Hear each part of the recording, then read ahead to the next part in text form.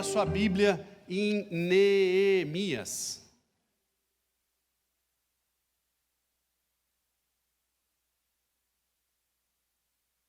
Neemias, no Velho Testamento.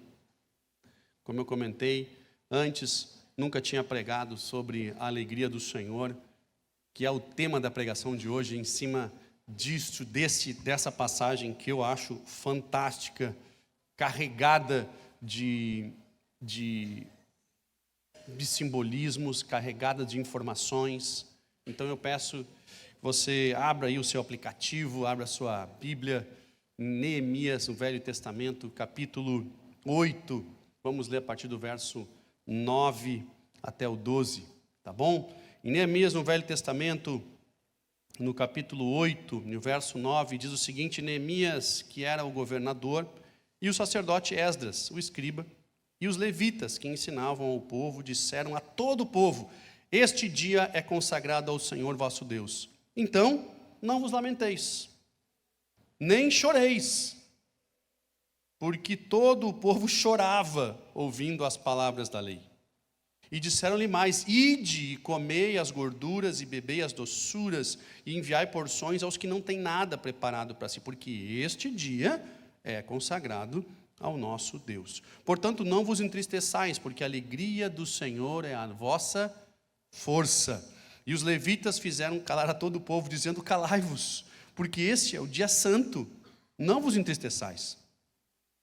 Então todo o povo se foi a comer e a beber, e a enviar porções, e a fazer grande regozijo, porque entenderam as palavras que lhe fizeram saber. Até aí. Muito bom. Eu acredito que algumas palavras na Bíblia, nós estamos usando elas de maneira tão usual e tão comum que nós não entendemos mais a profundidade do seu significado. Uma delas é essa que nós vamos abordar aqui, da alegria do Senhor. Nós acabamos perdendo o real significado, o real entendimento do que isso significa, da alegria do Senhor, e começamos a, de forma fútil, tratar isso. Assim como nós perdemos o real significado da palavra esperança, que a Bíblia também trata muito sobre esperança, que a nossa esperança está no Senhor. Assim como esperança e tantas outras palavras, nós fomos minimizando os efeitos da palavra esperança. E esperança é algo fantástico que nós temos na Bíblia. Quando a Bíblia nos ensina de que de fato Deus, nossa esperança está em Deus, ela não é uma expectativa de talvez algo acontecer, não.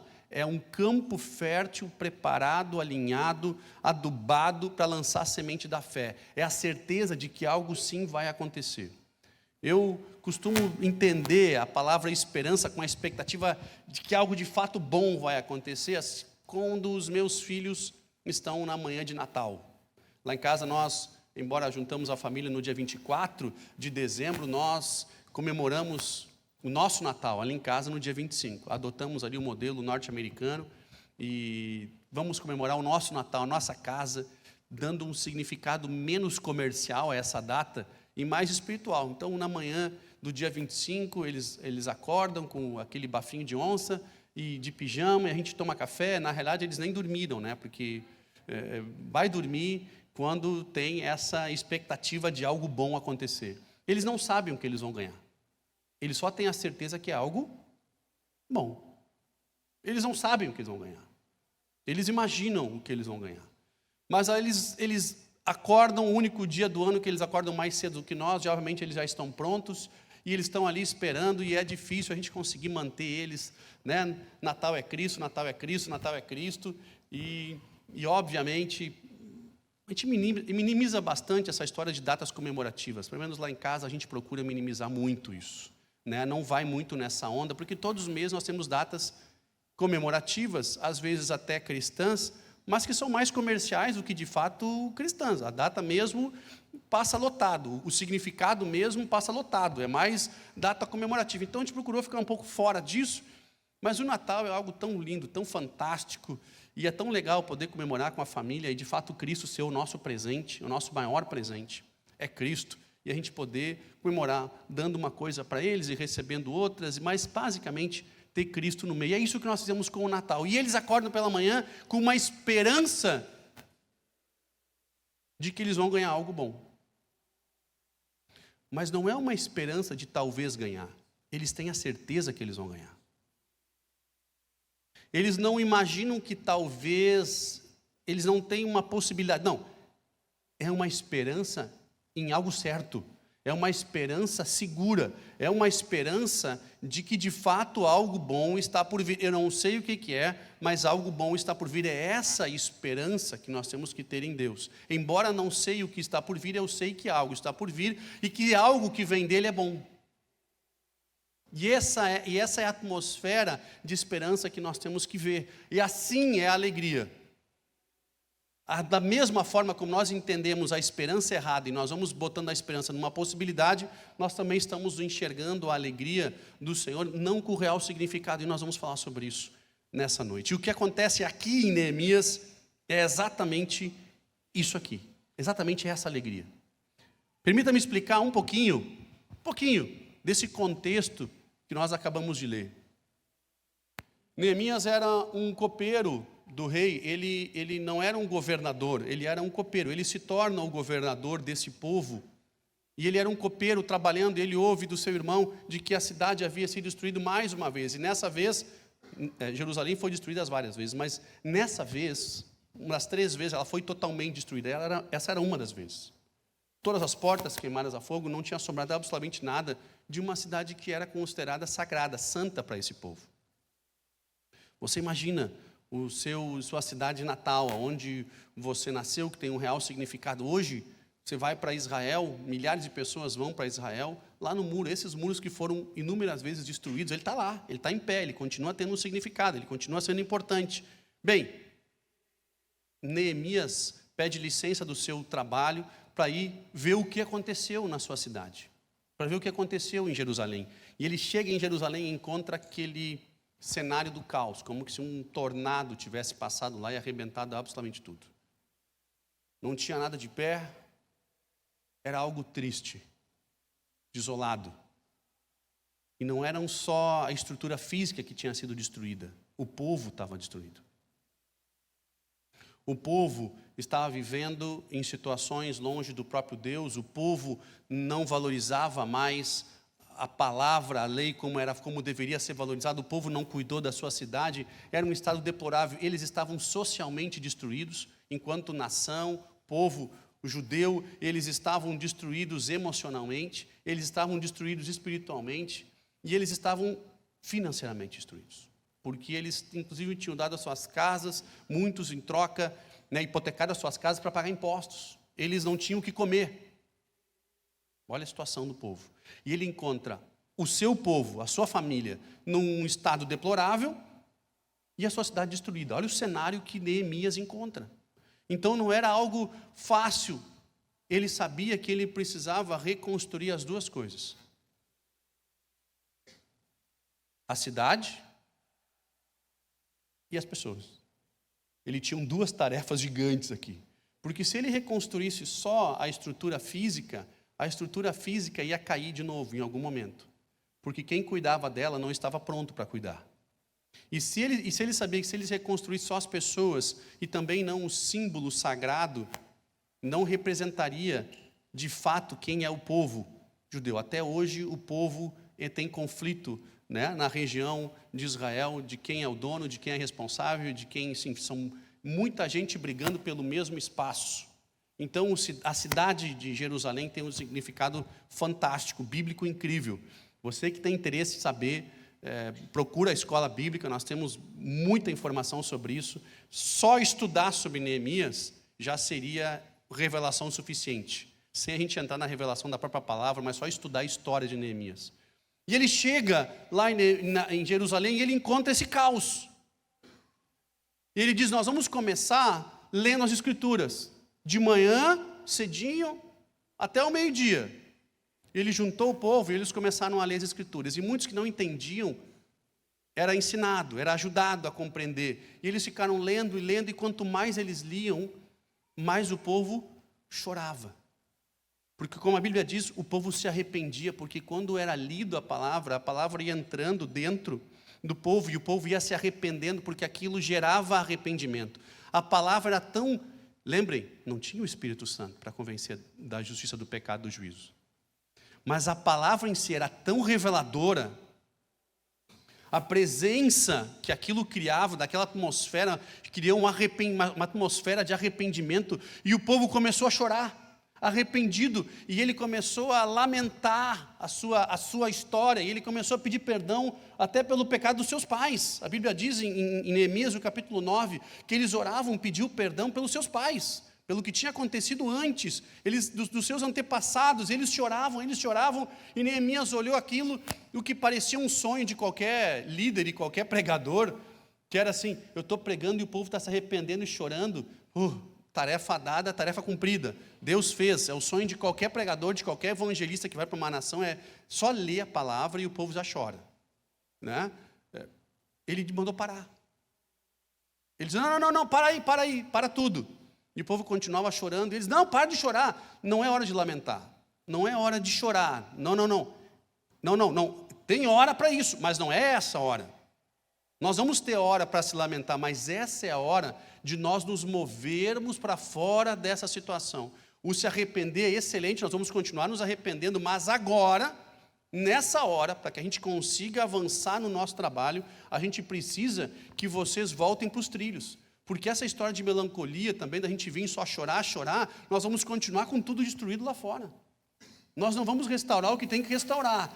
Tá tudo, eu sei que está ruim, eu sei que a nuvem negra desceu, eu sei que todo mundo aqui está se arrependendo dos problemas, dos pecados, está tudo certo. Mas assim, segura a onda, dá um tempo, porque algo sobrenatural vai ter que acontecer, e eu sei que vocês não têm condições de se levantar para a gente atingir essa tarefa, mas vocês têm que saber o seguinte, que vocês não têm condições de fazer isso, mas a alegria do Senhor será a nossa força nesse momento.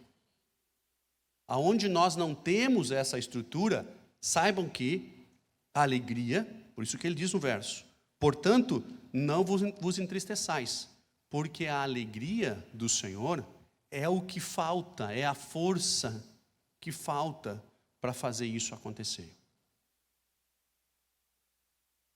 Quando veio o avivamento em Toronto, uma das unções que foram derramadas e que foram muito questionadas, inclusive, era a famosa unção do riso.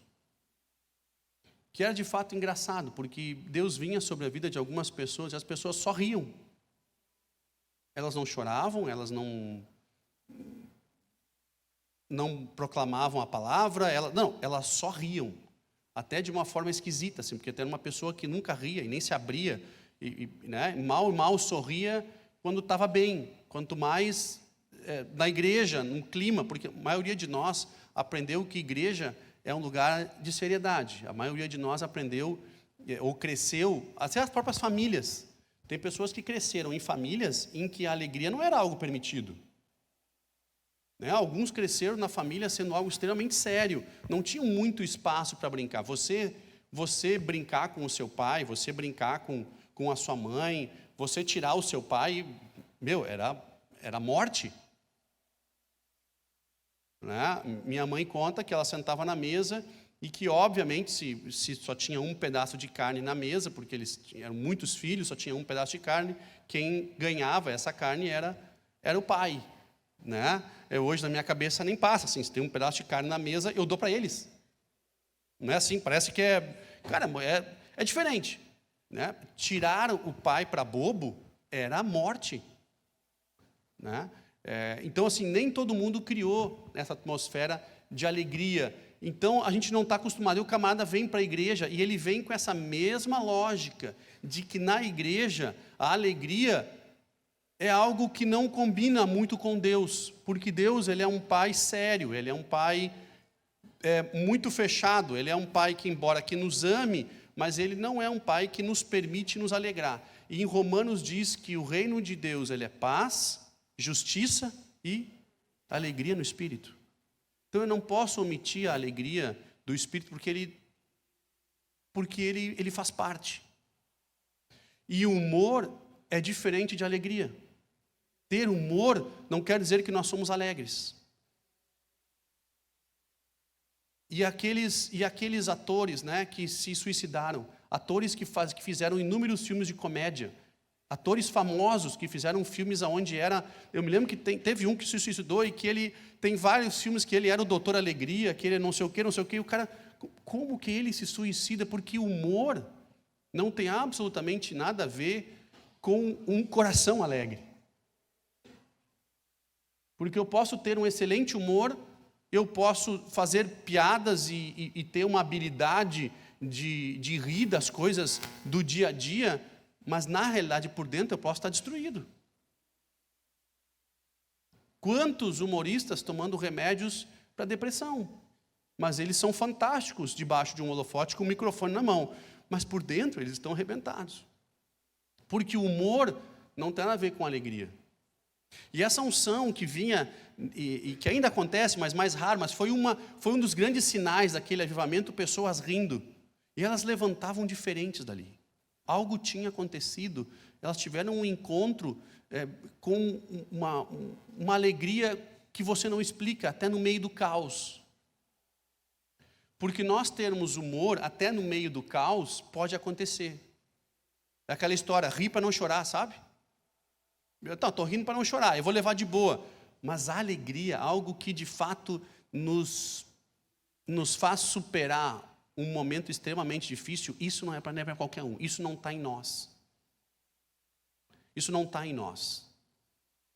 Porque nós não conseguimos crer na palavra de Deus, embora sabendo que a alegria dele é a nossa força em tempos ruins, nós não conseguimos crer nisso. Assim como nós não conseguimos mais crer que a esperança é uma certeza de algo bom vai vir, nós também não cremos que a alegria dele pode ser a nossa força em tempos ruins. Nós nos denominamos crentes daqueles que creem, mas nós só fizemos o que nos agrada. Nós só fizemos o que nós achamos que tem que ser feito. Não faz muito sentido. Eu creio, eu faço o que eu quero. São duas coisas diferentes. Eu venho de uma família que o humor ele fez parte assim da nossa vida. Veio no DNA. Isso veio de um vô meu, pelo menos é o que me contam. Isso veio de um vô, isso veio para o meu pai. Isso a gente viveu dentro de casa sempre. Quando a gente foi casar, né? O Anderson primeiro, veio a Miriam demorou muito para sacar as brincadeiras, assim, ela demorou muito para encaixar, porque a gente ria, ela ficava olhando, tá, mas eles estão se debochando um do outro, na realidade ela estava debochando dela, né, mas demorou para encaixar, ela demorou e a gente dizia assim, ela vai ter que encaixar, né, porque agora vai ser a forceps, né, porque não tem. E aí, quando eu casei e a Raquel veio, eu já avisei, é assim, né? É melhor tu entrar mais, tu vai sofrer menos se tu aceitar que é assim que funciona, né? Aí o Timóteo noivou agora, e aí a noiva do Timóteo um dia me chegou no comecinho, vocês têm um humor meio ácido, né, na família. Eu digo, vou te dizer o que eu disse para mim, né, o que eu disse para a Raquel, é isso aí que tem, é o que tem. Eu me lembro que teve um dia, cara, eu sinceramente, eu me arrependo, tá? Deus conhece meu coração, mas teve um dia que a minha mãe, ela escorregou, como acontece dentro de casa. E ela escorregou num tapete e ela caiu. E aí estava o meu pai, o Anderson e eu. Nós começamos a rir da véia. Cara, e a gente ria, a gente queria ajudar ela. E a gente ria, a gente não tinha forças para levantar, para ajudar ela. O meu pai rindo, ele chorava de rir, se abaixando para tentar pegar ela, chorando de rir. Eu me arrependo, eu sei que é muito feio isso, né? Mas era algo que brota, normal assim, né? E minha mãe braba, ela estava braba, óbvio, razão, né? Dos três. Isso foi nos acompanhando assim, né? E esse humor é algo que a gente conviveu tranquilo, fácil tirar um outro, a gente já está até acostumado assim, desse clima. Alguns dizem, né, que isso vem bem lá do vô e tal, e o meu vô de fato tinha um senso de humor incrível, mas o meu pai é um cara que tirava muita gente também, ele era conhecido por rir dos amigos, ele era um cara que gosta muito de futebol, é gremista, e ele adorava tirar os colorados quando perdiam, mas ele também gostava que tirassem ele, Porque a regra do humor é essa, ela vai e ela vem. É difícil, é só quando vai, né? E tu não aceita de volta. E aí começa a criar esses problemas que hoje a gente trata como bullying, né? Porque a gente acha muito legal rir do camarada, mas rir da gente é muito problema. Eu me lembro que no meu período de escola, com certeza, não só eu, metade aqui que está me ouvindo, com certeza teria sido preso hoje para fazer o que a gente fazia na época, né? Nós temos um grupo, eu tenho um grupo no WhatsApp dos meus colegas lá de 95. A gente se tira ainda hoje, cara. Mas o que acontece naquele grupo hoje, nenhum dos meus filhos ia suportar o que acontece. Por quê? Porque eram outros tempos, era outra história. Mas essa alegria desse vai e vem, de tu rir e deixar rir, e vamos embora, e está tudo certo, era um pouco mais amadurecido, né? Hoje a gente passa para aquele bullying complicado, né? Onde o camarada quer pisar no outro para minimizar o outro. Eu sei que tudo isso hoje é muito complicado. Esse humor está numa linha muito tênue. A gente já não sabe aonde pisa, né? Não sabe como é que trata essa história toda. Mas o que eu estou falando é de alegria e não de humor. Porque embora a minha família tenha isso meio intrínseco, ele já faz parte esse momento, né? Isso brota às vezes até numa situação séria, um negócio sério, de repente encaixa alguma coisa que seria fantástica a dizer naquele momento, né? E aquilo brota naturalmente assim, depois a gente vê, mas saiu alto aquilo, todo mundo ouviu? Não, não, todo mundo ouviu, meu, saiu da tua boca, agora foi, né? Mas não tem nada a ver com a alegria do Senhor. E por a igreja ser, às vezes, muito conservadora, ela confunde essa história de ter bom humor e, de fato, buscar a alegria do Senhor. E a alegria do Senhor, ela faz parte do Evangelho. Se o reino de Deus ele é paz, justiça e alegria, eu não posso omitir isso. Nós precisamos viver essa alegria que nós não entendemos ainda nem o que ela é. Neemias chama esse povo que estava numa total miséria e desgraça e diz o seguinte: nós vamos encontrar força em alguém que não é nós mesmos, porque nós mesmos estamos numa situação muito terrível. Nós vamos encontrar força nele, a alegria dele, nós vamos enxergar como ele enxerga. Dentro desse caos, dentro dessa situação, nós vamos enxergar como ele enxerga. Nós vamos encontrar força. Nós vamos ter alegria no coração, embora os nossos olhos vejam tristeza.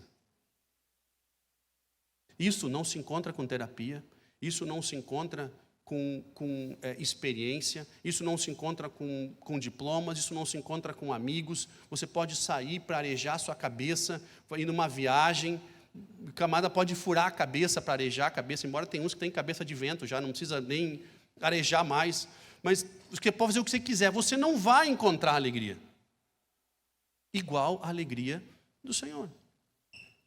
Não se compara, são coisas distintas. O camarada, dentro de um caos que vivia Neemias fala: parou de chorar, enxuga aí, chega de tristeza, chega de lamúria, e nós vamos agora dividir as nossas gorduras, não essas gorduras, a gordura que tem na mesa, hoje ia ser fantástico, né? O que faz dividir a gordurinha? Tu está muito magro, tu leva 20 quilos meu, tu leva, né? Ele falou o seguinte: nós vamos dividir as gorduras que tem aqui. Não, mas eu não tenho comida porque eu já estou miserável, olha a minha situação. Então quem tem vai dividir um pouco da gordura aqui, das doçuras ali. Naquela época ninguém sabia o que era colesterol, ninguém sabia o que era diabetes, ninguém sabia nada. Vamos dividir o que tem. Nós vamos dividir um pouquinho para cada um, porque nós vamos nos alegrar primeiro. Nós vamos começar nos alegrando. Nós vamos começar fazendo comunhão daquilo que tem. Se nós temos um pouquinho, nós vamos dividir um pouquinho que a gente tem. Cara, se vai ser só uma porçãozinha, nós vamos compartilhar as porçõezinhas e nós vamos começar nos alegrando, vamos começar dividindo e vamos começar mudando esse clima aqui. Porque a alegria do Senhor é a nossa força para sair dessa situação. O caos, ele continua lá fora, mas nós vamos começar a mudar essa realidade, conhecendo como funciona e o que é a alegria do Senhor. E eles começam dividindo. Agora que nós dividimos, vamos parar de chorar, já que a gente comeu, nos alegrou, vamos parar de chorar. No capítulo 9, ele diz: parte do dia nós vamos orar, Parte do dia nós vamos adorar, parte do dia nós vamos ler a palavra, parte do dia nós vamos jejuar, e assim que vai ser a nossa rotina, e nós vamos encontrar nele uma alegria que vai ser a nossa força para sair daqui. Porque em nós mesmos não tem jeito.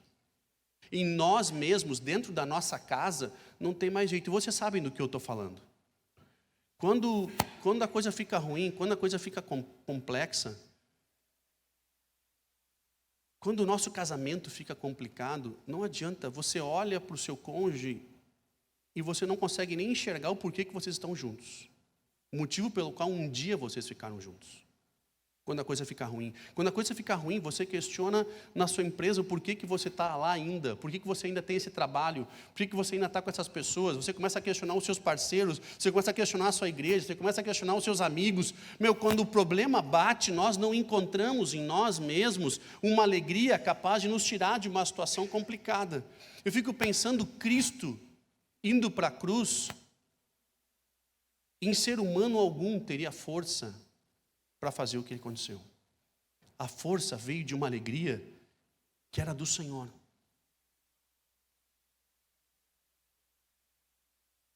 E Davi, que perdeu o seu filho, Davi orando pelo filho que havia nascido de Batseba, orando para que o menino se recuperasse, porque ele havia com grandes possibilidades de morte, ele ora para aquele menino, ele ora, e o menino morre. Ele levanta, ele sacode pó, a Bíblia diz que ele vai comer e ele vai voltar para o seu trabalho. E aí o pessoal pergunta: Davi, eu não estou te entendendo. Há pouco tempo você estava triste, clamando, chorando, com a cabeça no pó, rasgando as suas roupas, suas vestes. Agora você levanta e está seguindo a sua vida. Ele diz: quando havia a possibilidade do meu filho viver, eu estava prostrado e clamando ao Senhor. No momento em que não houve mais a possibilidade, que eu entendi que era isso que o Senhor tinha, eu encontrei nele uma força capaz de encarar um momento mais difícil da minha vida. Eu não estou feliz, mas a alegria do Senhor é a minha força. Eu não estou contente, eu não estou satisfeito, eu não estou realizado, mas a alegria do Senhor é a minha força.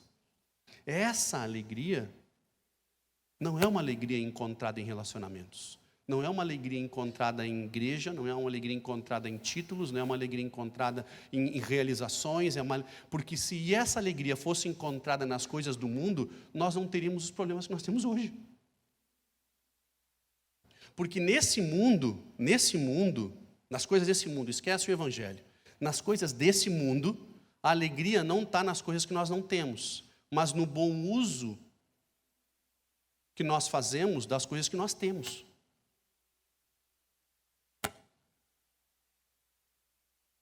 Eu queria ter uma casa grande para poder receber amigos. Se eu não tenho uma casa, eu vou receber na casa que eu tenho.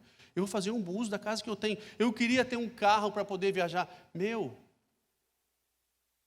que tu tem? Vamos fazer um bom uso do que tu tem e ser feliz com o que nós temos. Cara, eu queria poder fazer um banquete e servir uma carne gorda para os meus amigos. Não deu. Mete numa mão a costela dura com osso e nervo e vamos lá, no outro dia está tudo certo. É o bom uso do que eu tenho, porque eu sempre vou ter falta de algo. Nesse mundo, a gente não vai encontrar satisfação nenhuma. Aqui. Podemos ter absolutamente tudo que você acha que deveria ter. Quando você tiver, você vai notar que tem mais. É assim que funciona. Por isso é que quando os problemas batem em nós mesmos e na nossa situação, nós não vamos encontrar condições de levantar, de sacudir o pó e de seguir. E às vezes o pessoal troca, inverte, lê errado, assim como leram errado a vida de Davi, achando que ele não se importava mais com o filho que tinha morrido. E Davi disse: não, cara, eu estou quebrado por dentro, eu estou destruído por dentro, mas a alegria do Senhor é a minha força para encarar um dos momentos mais complicados da minha vida. Eu sinceramente acho que a alegria do Senhor, essa alegria do Senhor, é a maior manifestação, uma das maiores manifestações de uma real conversão. Porque um cara que se converte, que de fato nasce de novo, começa a entender que a alegria dele, as coisas dele, especialmente as coisas desse mundo, e as coisas que esse mundo podem prover, nada se compara a isso. É por isso que o próprio Davi dizia: eu prefiro um dia nos teus atos do que 1000 fora dele. Porque ali eu vou continuar com os meus problemas, mas pelo menos eu tenho tu. Quando os meus filhos me encontram orando de madrugada, agora, se não sabiam, agora vou saber, né? Mas se possivelmente eu estou sentado de madrugada na minha sala, de pijama, no escuro, é porque eu estou buscando essa alegria aqui. Se possivelmente eu estou sentado, eu estou procurando encontrar Ele, eu preciso de uma força que não está em mim, que não está no meu conhecimento, que não estão nos meus contatos. Eu preciso encontrar um lugar que eu esteja muito menos ansioso, muito menos estressado. Eu preciso encontrar uma força que não vem da minha capacidade de resolver. Eu preciso encontrar uma força que não vem de mim, para superar. Eu preciso ter condições, e isso eu encontro na alegria do Senhor. Essa é a manifestação do Evangelho. Isso é incrível de fato. Não tem como comparar. Vocês só conhecem essa alegria no momento em que você experimenta. Eu posso orar por você, eu posso abençoar você. O que Neemias fez aqui, ele disse, chega de chorar agora. Eu sei que nós estamos numa situação muito complicada, mas esse clima de melancolia não vai nos colocar de volta no destino. Esse clima de melancolia não vai resolver. Tanto é que Neemias, ele vem para restaurar Jerusalém e para restaurar as pessoas. Como eu falei antes, não dá para restaurar um e deixar o outro. Tinha que restaurar os dois. Tinha que restaurar os dois.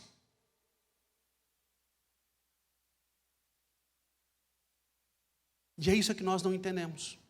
Porque nós queremos, como se estivéssemos em Jerusalém, que Neemias chegasse, ele orasse, e as coisas se transformassem, e a vida seguisse o rumo, e ele diz, eu não posso. Porque se eu não conseguir trazer vocês para um lugar de restauração, de encontrar de fato a alegria do Senhor, porque vocês se arrependeram da realidade que vocês estão vivendo, e vocês mudaram a rotina, se eu não conseguir fazer com que vocês vivam de novo essa nova realidade, em breve, vocês vão estar na mesma miséria espiritual, social, emocional, financeira, com que vocês estavam antes. Vocês vão voltar para o mesmo lugar que vocês estavam. Em breve nós vamos ter tudo destruído de novo.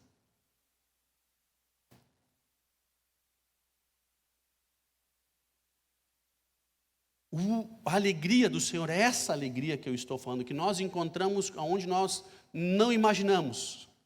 Essa alegria do Senhor nós encontramos aonde nós nem sabemos aonde está.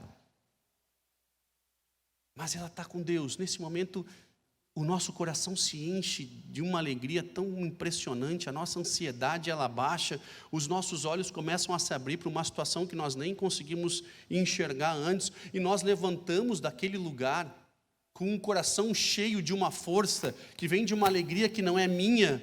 O problema ele continua lá fora com as mesmas pessoas, é do mesmo tamanho, mas eu enxergo ele diferente. Ou vocês acham que o pequeno Davi olhava para aquele gigante e enxergava a mesma coisa que todos os outros soldados enxergavam? Ele enxergava diferente, porque a alegria do Senhor era a força do pequeno Davi. Porque ele sabia que na dele não dava. Então ele foi na do Senhor, ele foi na de Deus, porque na dele mesmo não dava. O que ele enxergava era diferente do que os outros soldados enxergavam. Essa é a força que nós estamos falando. Meus irmãos, eu tenho a profunda convicção de que a maior manifestação na sua vida enquanto um cristão, enquanto um denominado crente, é quando a alegria do Senhor, ela é a tua força para encarar situações que nem mesmo você sabe como fazê-la. E aí o pessoal olha assim, se isso acontecesse comigo, eu já teria sido totalmente destruído. Eu disse, cara, eu também, mas a alegria do Senhor é a minha força. Se fosse na minha, eu também estava. Mas a alegria do Senhor é a minha força. Não confunda humor com força que vem da alegria dele. A alegria de Deus e humor são coisas totalmente diferentes. Eu quero orar por você. Vamos ficar em pé. Eu quero orar por você, orar pela sua família.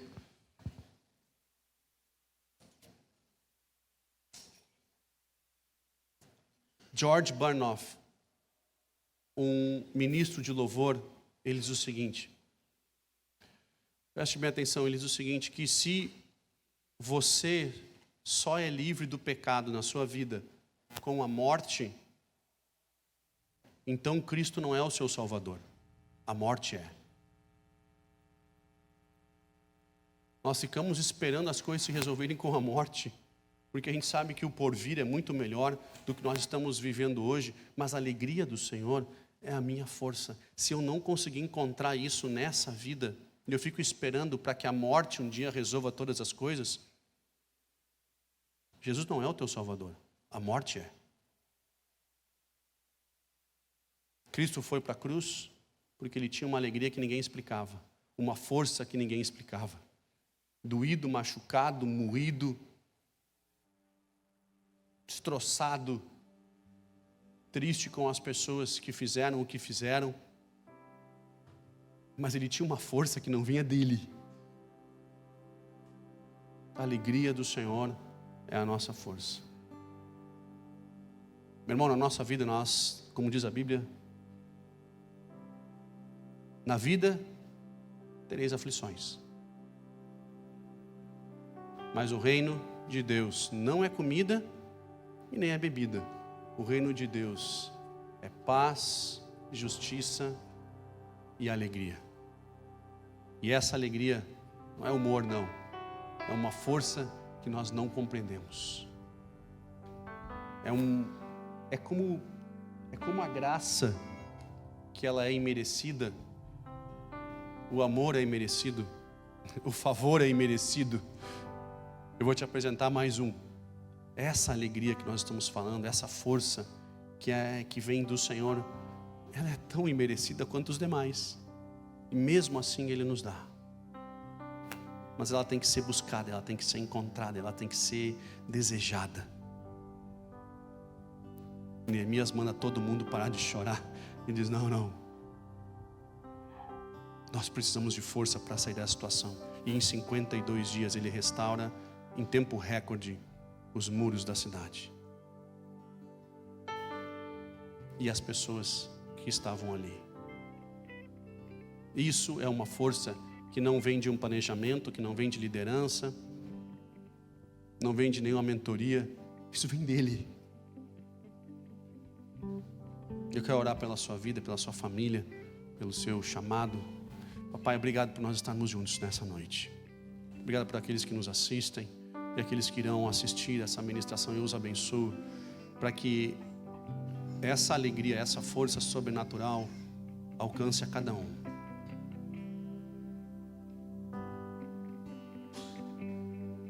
Sim, Pai, nós não somos dignos, mesmo assim Tu nos alcança com o Teu amor, com a Tua graça, com a Tua misericórdia, diante de situações mais complexas, onde por dentro nós estamos destruídos, mas nós vamos na Tua força, nós vamos na alegria do Senhor, por dentro moídos, mas enxergando o alvo, porque nós estamos andando na Tua força, na Tua capacitação. Papai, nós não precisamos da morte para que as coisas se resolvam. Nós precisamos de Ti. Tu és o nosso Senhor, Tu és o nosso Salvador. O Teu reino, que é paz, justiça e alegria, esse é o reino que nós queremos na nossa vida. Seja manifesto, que essa atmosfera de alegria que tem no céu encha a nossa casa, encha a nossa vida, e nós sejamos de fato transformados por isso. Venhamos a andar sobre essa força, com esta força, e que toda a nossa história e que todos os nossos desafios virem testemunhos de como, não na minha, mas na força do Senhor, nós superamos absolutamente todos os obstáculos. Papai, obrigado por cada um que veio aqui, que ouviu essa mensagem, que isto fique arraigado no coração, que abram os olhos para que eles compreendam a importância de termos contigo essa comunhão,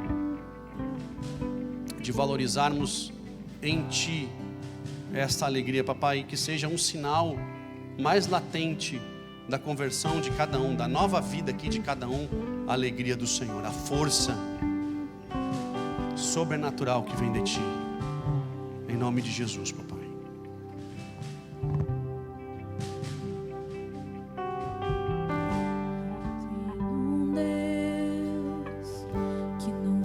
deixar essa luta me matar, o desespero me tomar. Por mais pressão que seja a situação, o controle ainda está na palma de suas mãos. O choro dura uma noite, mas a alegria, ela vem pela manhã. Eu creio. O choro dura uma noite, mas a alegria, ela vem pela manhã. Eu creio. O choro dura. O choro dura uma noite, mas a alegria, ela vem pela manhã. Eu creio. O choro dura uma noite, mas a alegria, ela vem pela manhã. Eu creio. Ainda que a figueira não floresça e não haja fruto na vide, e o produto não lhe ver a vida, todavia me alegrarei, todavia me alegrarei, todavia me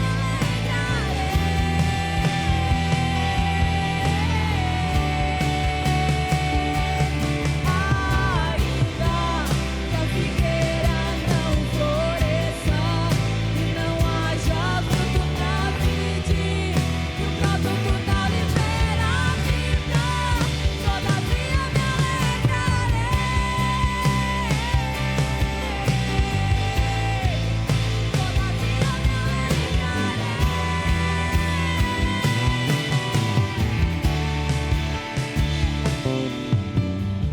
O choro dura uma noite, mas a alegria, ela vem pela manhã.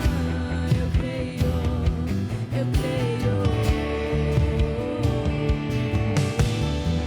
O choro dura uma noite, mas a alegria, ela vem pela manhã. Eu creio. E ainda que a figueira não floresça e não haja fruto na vide, e o produto não lhe ver a vida, todavia me alegrarei, todavia me alegrarei,